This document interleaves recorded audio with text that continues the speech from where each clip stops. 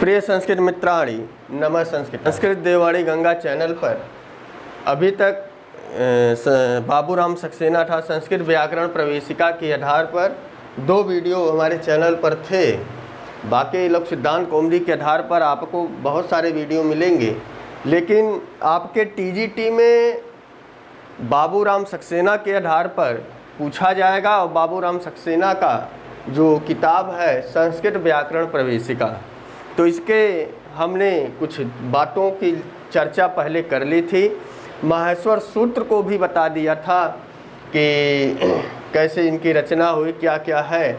लेकिन अब उसी में आप हमारे साथ बाबूराम सक्सेना संस्कृत व्याकरण प्रवेशिका खोल लीजिए, 38वें पृष्ठ पर आइए और वहाँ पर लिखा होगा कि संस्कृत भाषा में जिन अक्षरों का उपयोग होता है वे ये हैं।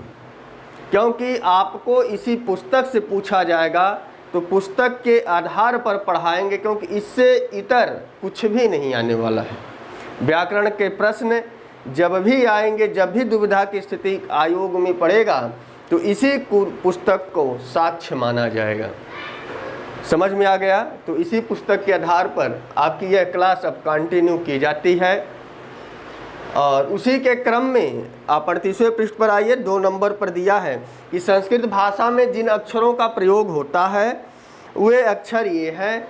तो कौन कौन से अक्षर हैं? तो दिया है अ, ई, उ, री, लृ। तो इसको हम थोड़ा व्याख्यायित भी करते चले। यह जो अ, ई, उ, री, लृ है, यह ह्रस्व है। ह्रस्व ह्रस्व है। ह्रस्व कहने का तात्पर्य है कि यह छोटा है, अर्थात इसके उच्चारण काल में एक मात्रा का समय लगता है। अब एक मात्रा क्या होता है? जैसे पलक का झपकना, विद्युत का एकाएक चमकना, माने बिजली का एकाएक चमकना, और भारत में एक नीलकंठ पक्षी पाई जाती, उसका बोलना, यह जितने समय में कार्य होता है वही हमारा एक मात्रा काल कहलाता है।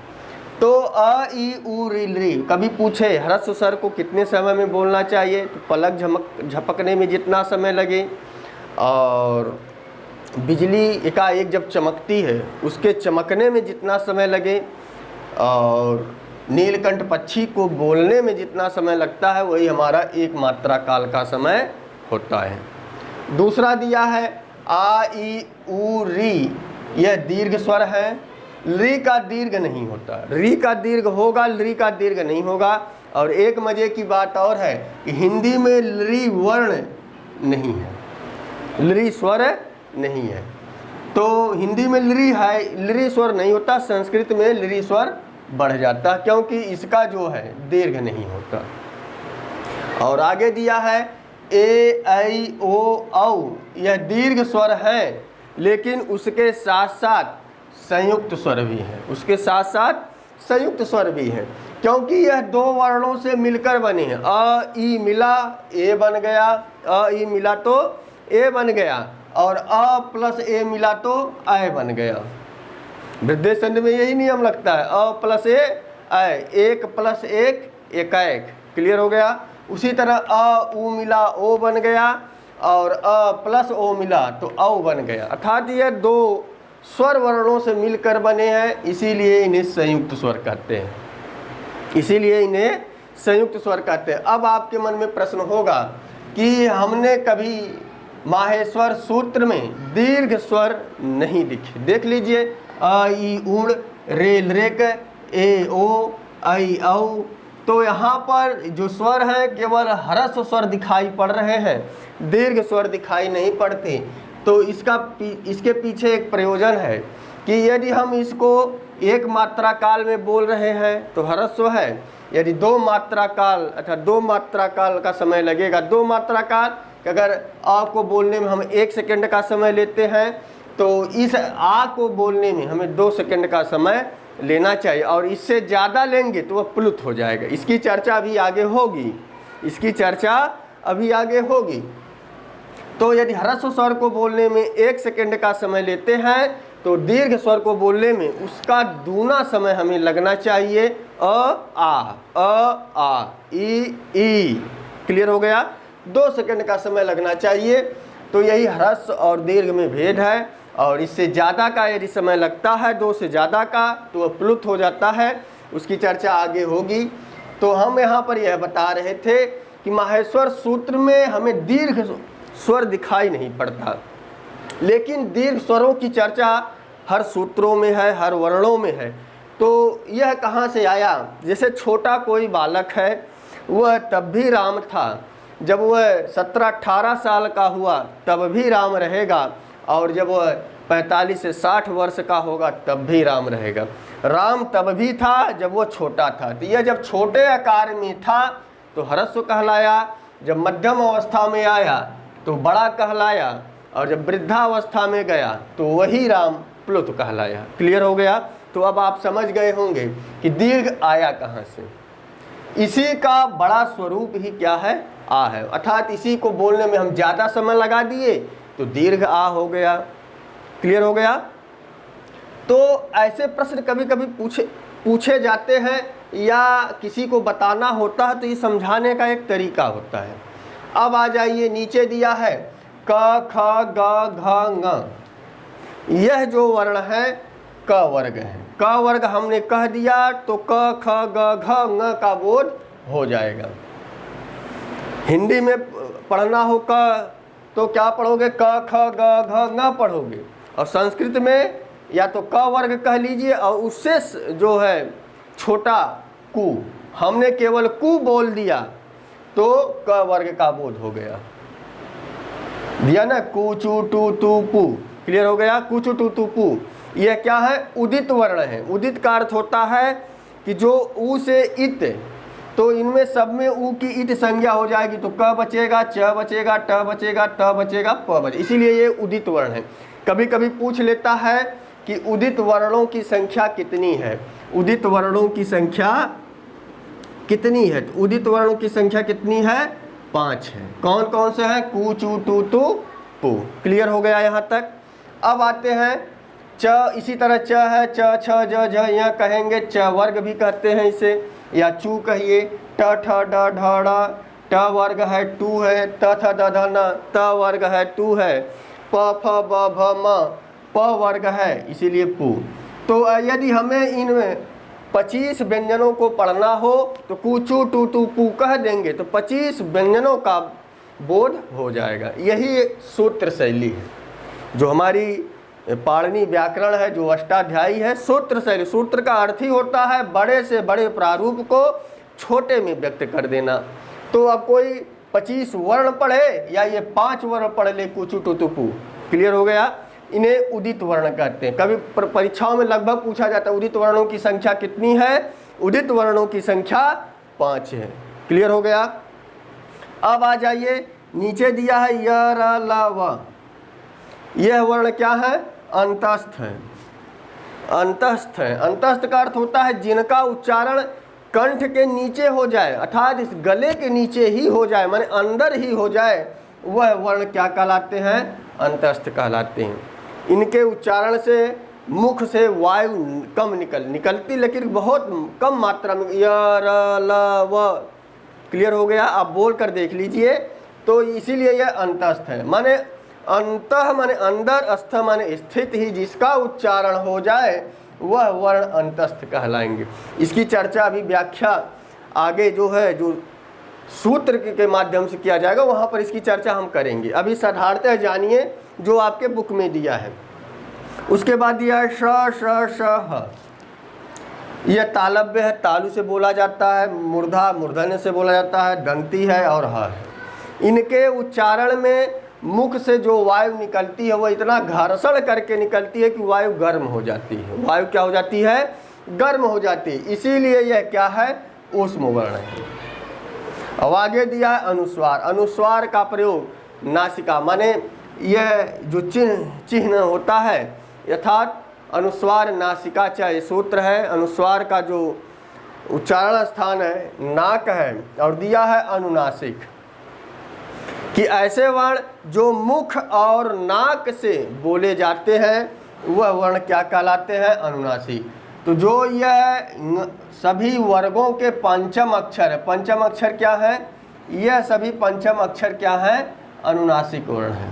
मुख नासिका वचनों अनुनासिक, ये सूत्र है। तो ङ य ण न म अर्थात इनके बोलने में नाक की भी आवश्यकता होती है और मुंह की भी आवश्यकता होती है, इसीलिए यह वर्ण क्या है, अनुनासिक है। क्लियर हो गया। अगला दिया है विसर्ग, माने किसी स्वर के बाद यदि विसर्ग लग जाए, किसी स्वर के बाद विसर्ग लगता है, इतना ध्यान देना। जैसे हमने क लिखा है, इसको करना है तो पहले क्या है, क है, उसके बाद अ है, अ के बाद विसर्ग है, इतना ध्यान रखना। विसर्ग क्या है, ये नहीं कि व्यंजन के बाद ही विसर्ग लग गया, व्यंजन के बाद विसर्ग कभी नहीं लगता। तो इस क के बाद अ है, अ के बाद विसर्ग लगा है तो कह कहलाया। तो विसर्ग का चिन्ह आपने पहचान लिया। अब आते हैं कि पहले पिछले बार हमने कुछ माहेश्वर सूत्र की चर्चा की थी कि माहेश्वर सूत्र शंकर जी के डमरू से निकले हुए हैं, 14 सूत्र निकले और इन्हीं वर्णों को पाणिनि महोदय ने सूत्रों में क्रम से व्यवस्थित किया। यही जो वर्ण है पाणिनि महोदय ने क्रम से व्यवस्थित किया कि अयुण ऋलिक ए ओंग ऐ औच है वरट लण यमगणनम झभय घड़धस जब गढ़धस खप छठत चटतव कपय सक्षर हल। क्लियर हो गया।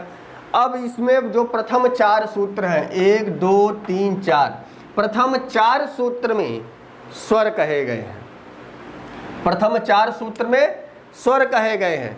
तो इसीलिए प्रथम 4 प्रत्याहार आपको बनाना आता होगा। आप इस अवस्था में पहुंच गए हैं, इस कंपटीशन की तैयारी में है, तो आपको प्रत्याहार बनाना आता होगा। नहीं तो हम इसके सूत्र की चर्चा आने वाले वीडियो में करेंगे तो आपको वहाँ क्लियर हो जाएगा। फिलहाल यहाँ समझें कि यह जो अ है, इस अ से लेके इस च वर्ण तक जाएंगे, इस अ से लेके इस च वर्ण तक जाएंगे तो बनेगा अच। क्या बनेगा, अच बनेगा। तो अच कहने से क्या क्या बोध हो जाएगा, अयुण का अ ई उ ड़। तो इस ड़ की हम गणना नहीं करेंगे, इस ड़ की गणना आप लोग कुछ लोगों को अगर नहीं मालूम होता तो ड़ की गणना कर लेते हैं। क्लियर हो गया। तो अ ई उ दूसरे सूत्र में आइए तो री और री आ जाएगा, और तीसरे से में आपका ए ओ, और चौथे में आई और औ। यही अक्षर अच के अंतर्गत आते हैं और यही जो वर्ण है वह स्वर है। कभी कभी पूछता है संस्कृत में वर्णों की संख्या है, स्वर वर्णों की संख्या कितनी है, 1 2 3 4 5 6 7 8 9, कितनी है, 9। समझ में आ गया। संस्कृत में मूल वर्णों की संख्या कितनी है, तो यहाँ से यहाँ तक क्या है, मूल वर्ण है जिनकी संख्या कितनी है, 5 है। मूल स्वर कितने हैं, अ ई उ री री, यह मूल स्वर है। तो यह क्या है, मूल स्वर है, इसीलिए इनकी संख्या कितनी है, 5 है। संयुक्त स्वर पूछे इनकी संख्या कितनी है, तो आपको बताना चाहिए 4। कौन कौन से, अ ओ ए ओ ऐ औ। क्लियर हो गया। तो ऐसे ऐसे प्रश्न बनेंगे। तो यहाँ समझ में आ गया कि जो अंत में हलंत वर्ण हैं, हलंत का अर्थ होता है कि यदि किसी वर्ण में स्वर नहीं है तो उस वर्ण के नीचे हल लगा देते हैं। यह जो तिरछी रेखा खींच दी जाती है इसे हल कहते हैं। तो ड़ क्या है, हलंत है, माने जिसके अंत में हल हो उसे हलंत वर्ण कहते हैं। और हलंत वर्ण की गणना हम लोग नहीं करते, हलंत वर्ण की गणना नहीं करते। और इस हलंत वर्ण का एक नाम दिया जाएगा और उसके बाद एक सूत्र आएगा, इसका लोप कर देगा। यह लोक सिद्धांत कौमुदी प्रकरण में हमने बताया है। लेकिन यहाँ पर आइए, इसकी चर्चा आगे की जाएगी। तो अयुण से क्या हो गया, और एवं औच माने अ से एवच के च तक गए तो अच माने क्या हो गया, ये 9 स्वर हमें निकल का है। इसीलिए जो हम लोग स्वर कहते हैं उसी का नाम क्या हो गया, अच हो गया। हिंदी में स्वर, संस्कृत भाषा में अच। क्लियर है यहाँ तक। तो आप देखते होंगे कि अच संधि प्रकरण, अच संधि का प्रकरण का मतलब हो गया स्वर संधि प्रकरण। तो संपूर्ण स्वर आ गए, इसीलिए स्वर का अपर नाम माने दूसरा नाम क्या हो गया, अच हो गया। दूसरा आ जाइए यहाँ पर, है वरट से लेके हल के ल तक जाएंगे तो संपूर्ण व्यंजन आ जाएंगे।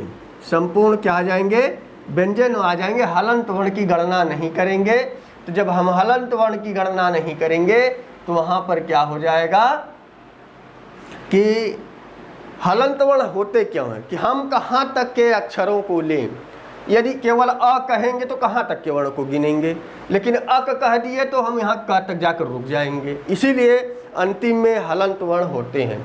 जैसे प्रश्न उठता है कि जब इनकी गणना करनी ही नहीं थी तो इन वर्णों को लिखा क्यों गया? तो कारण यही है, गणना नहीं करनी थी लेकिन एक प्रयोजन है। माने ये मान के चलिए पाणिनि महोदय ने जो जो भी कुछ लिखा है उसका कुछ ना कुछ प्रयोजन है। जितनी उन्होंने संज्ञाएं बनाई हैं कुछ ना कुछ उसका कहीं ना कहीं पर आप प्रयोजन पाएंगे, उसका उपयोग कहीं ना कहीं होगा। तो इसीलिए यहाँ पर हलंत वर्ण दिए गए। यदि हम अच कहते हैं, अक कहते हैं, इक कहते हैं, ई से लेंगे क तक जाएंगे। अल कहेंगे अ से उठाएंगे ल तक जाएंगे। अल के अंतर्गत संपूर्ण स्वर व्यंजन आते हैं। क्लियर हो गया? तो इस प्रकार से हमारे प्रत्याहार बनते हैं।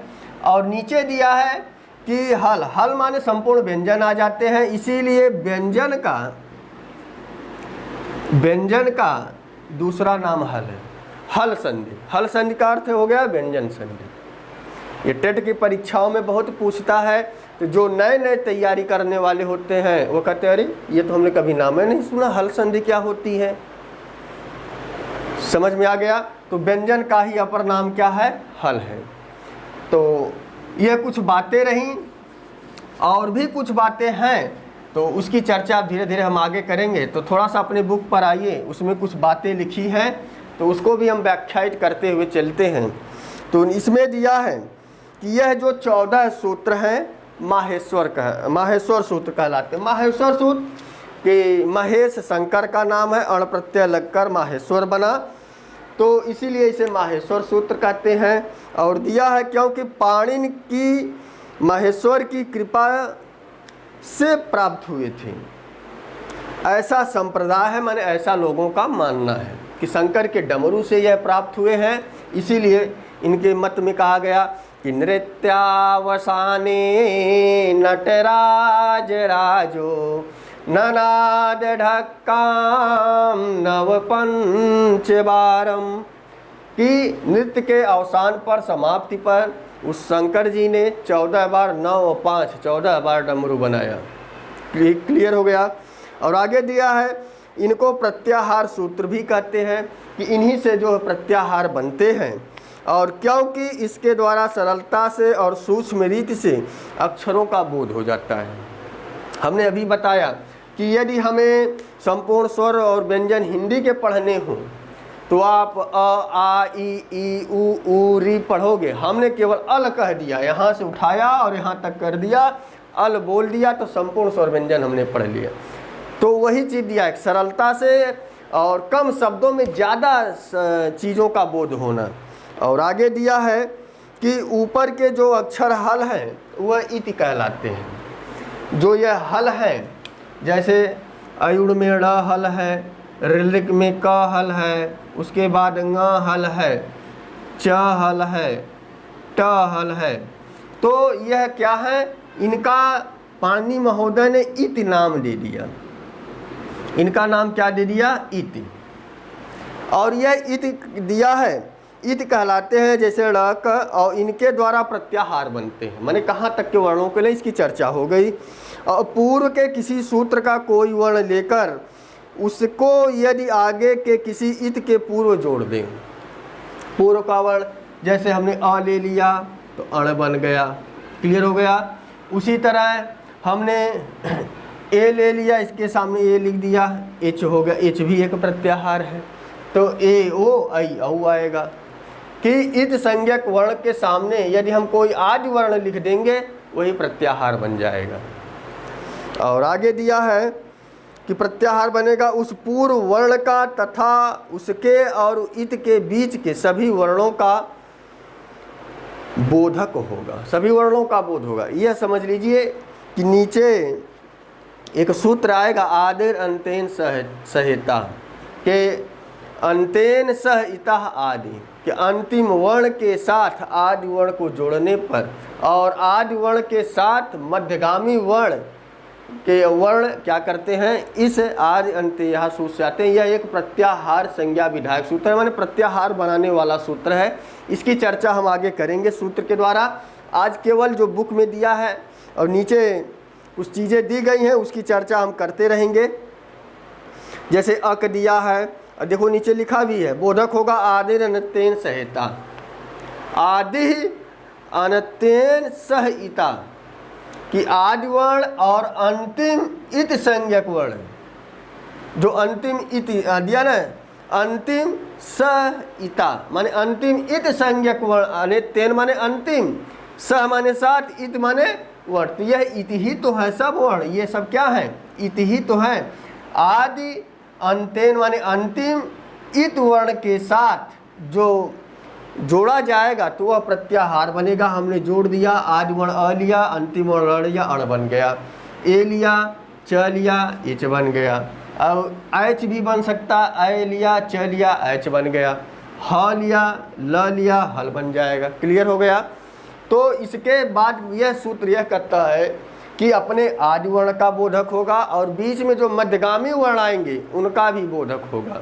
और इत पहले बता दिया गया है कि इत संज्ञक वर्णों की गणना नहीं होती है। तो उसी वही दिया है सल प्रत्याहार। सल प्रत्याहार कहाँ बनेगा, यहाँ से उठाएंगे और यहाँ ल तक जाएंगे तो तीनों श और ह यह सल प्रत्याहार में आएंगे। इस र इत संज्ञक था इसीलिए यह क्या हुआ, इसकी गणना नहीं हुई। जब इसकी इत संज्ञा हो गई एक सूत्र आएगा तस्य लोपः, सूत्र क्या आएगा, तस्य लोपः आएगा और इसका क्या करेगा, लोप कर देगा। अब दिया है कि यद्यपि प्रत्याहार को इस विधि के अनुसार उनकी संख्या सहस्त्रों हो सकती है, हजारों संख्याएं में प्रत्याहार बन सकते हैं, लेकिन प्रत्याहार 43 ही है। लेकिन प्रत्याहार 43 है, आपको कहीं कहीं पर 42 भी मिलेंगे क्योंकि इस प्रत्येक वर्ण में 42 अक्षर है। और क्योंकि ह 2 बार आया है तो कुछ विद्वान इसे दोनों अलग अलग मानते हैं 43, लेकिन उन्हें यह भी बताना पड़ेगा इस ह में और हैवरट के ह में, जो हल में ह है और जो हैवरट में ह है, दोनों का उच्चारण स्थान क्या है, इनका प्रयत्न क्या, अभ्यंतर प्रयत्न क्या है, बाह्य प्रयत्न क्या है, तो वह सिद्ध नहीं कर पाएंगे। इसीलिए दोनों ह एक ही है। पाणिनि को कुछ सूत्रों में ह यहाँ भी चाहिए था, कुछ सूत्रों में ह यहाँ भी चाहिए था, इसीलिए उन्होंने ह का 2 बार प्रयोग किया। अब आगे दिया है कि यद्यपि प्रत्याहार की इस विधि हजारों हो सकती हैं, तथापि फिर भी प्रत्याहार 43 हैं। एक र प्रत्याहार बढ़ जाता है। र के अंतर्गत जो है र और ल दोनों वर्ण आते हैं, र और ल ये 2 वर्ण आते हैं। क्लियर हो गया। र प्रत्याहार है जो र ल आते हैं।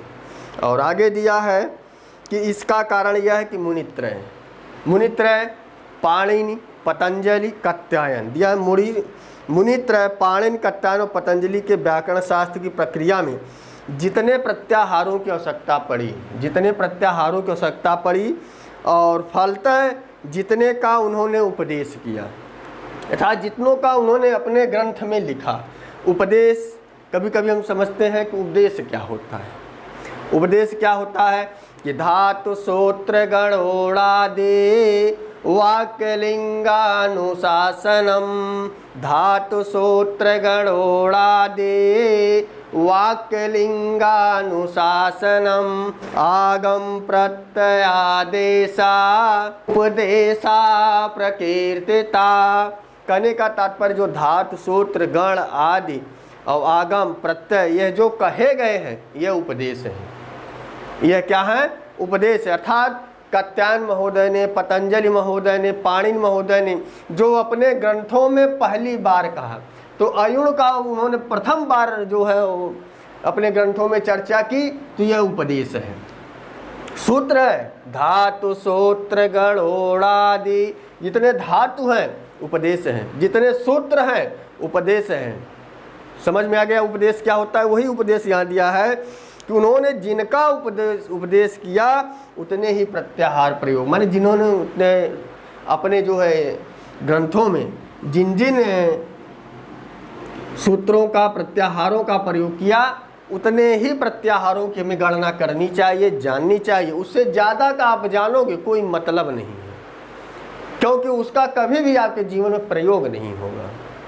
जैसे अब यहाँ पर हो जाए, अम प्रत्याहार कभी नहीं बनेगा, अर्श प्रत्याहार कभी नहीं बनेगा, तो इसका कहीं प्रयोग नहीं है, तो आपको इनके वर्णों को याद रखने की आवश्यकता नहीं पड़नी चाहिए। और आगे दिया है, हाँ दिया है कि आवश्यकता पड़ने पर इनकी संख्या बढ़ भी सकती थी।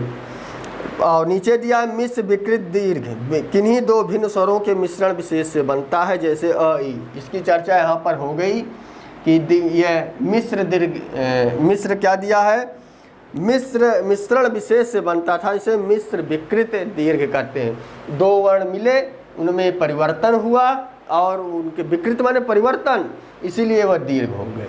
क्लियर हो गया? यह मिश्र विकृत दीर्घ या कहिए संयुक्त स्वर। क्लियर है? अब आगे आ जाइए। दिया है कि स्वर का अर्थ ऐसा वर्ण जिसका उच्चारण अपने आप में हो, स्वयं राजन्ते इति स्वरा, जो स्वयं में विभूषित हो, सुशोभित हो, जो स्वयं से बोला जाए, किसी वर्ण की आवश्यकता न पड़े, उसे स्वर कहते हैं। जिसको दूसरे वर्ण से मिलने की अपेक्षा ना हो, ऐसे वर्ण जिनका बिना किसी दूसरे वर्ण से मिले हुए उच्चारण नहीं हो सकता, उन्हें व्यंजन कहते हैं। जैसे क है, क आपको कहा जाए अ मत बोलो, क बोल कर दिखाओ। आप मुंह बना सकते हो लेकिन बाहर कोई आवाज़ नहीं निकल सकती।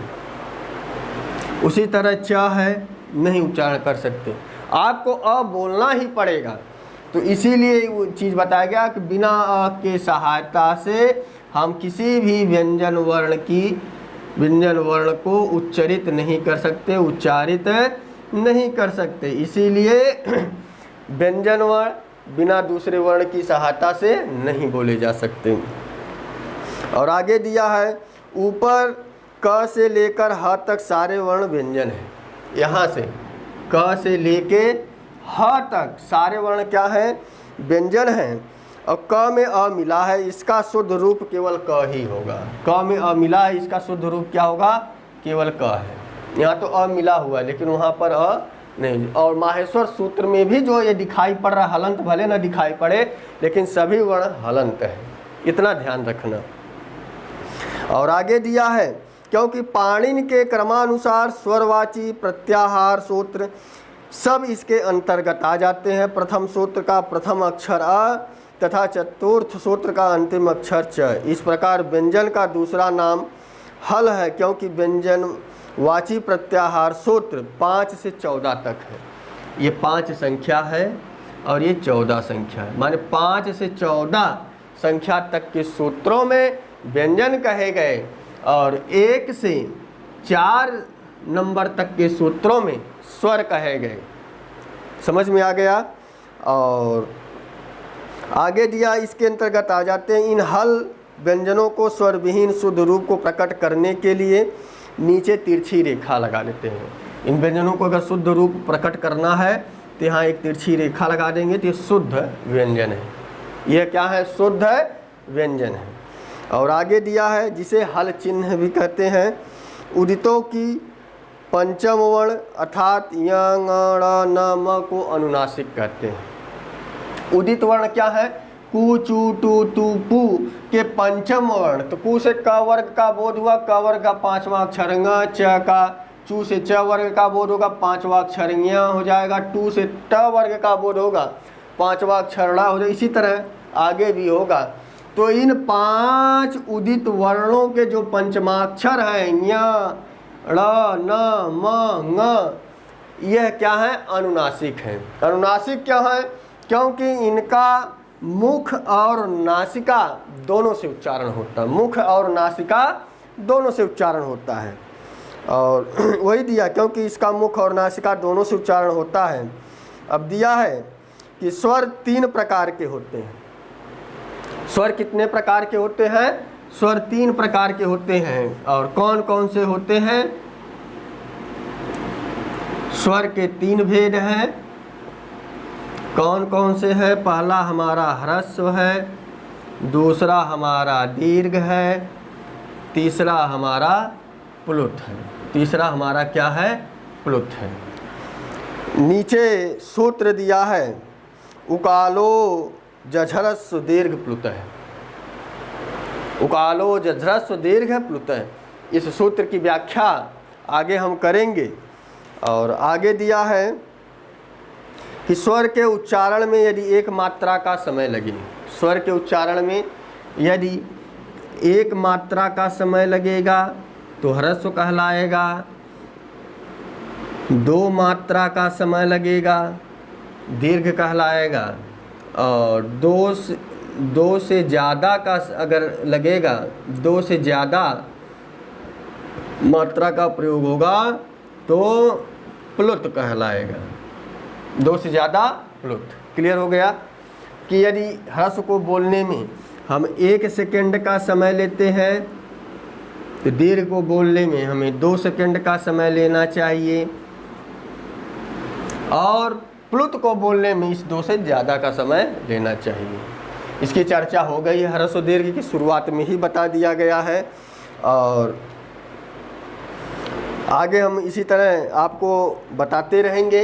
ह्रस्व और दीर्घ के बीच में दिया है कि एक मात्रा भवेत् ह्रस्वो, माने जिसकी एक मात्रा होगी, एक मात्रा भवेत् ह्रस्वो, 2 मात्रो दीर्घ उच्यते, माने जिसकी 2 मात्राएं हो उन्हें दीर्घ उच्यते माने कहा जाए।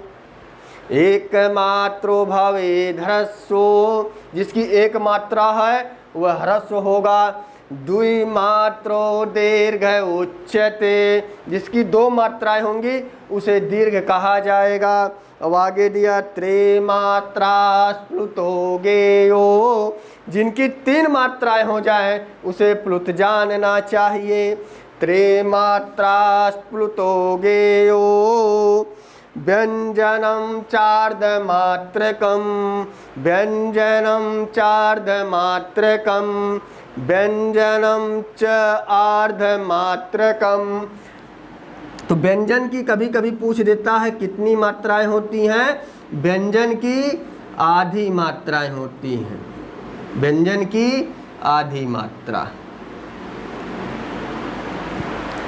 ध्यान रखना, एक मात्रो भवेत् ह्रस्वो, जिसमें एक मात्रा होगी उसे ह्रस्व कहा जाएगा।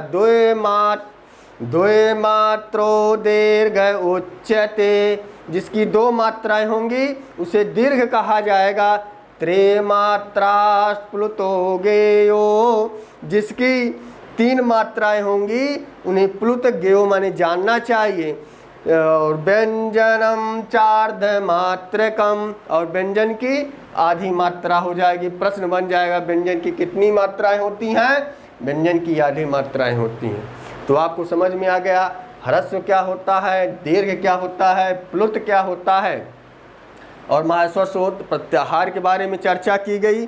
तो आगे जो है नीचे कुछ दिया है कि यदि 2 मात्रा का समय लगे दीर्घ और 3 का लगे तो इसे प्लुत कहते हैं।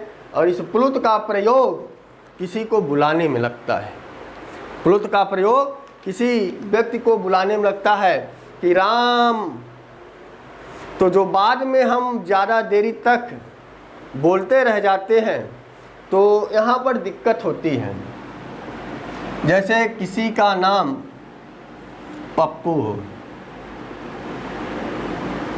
इसे बुलाना हो तो पप्पू बोलोगे तो बोल ही नहीं पाओगे जब तक आगे पीछे कोई प्लुत वर्ण नहीं जोड़ोगे।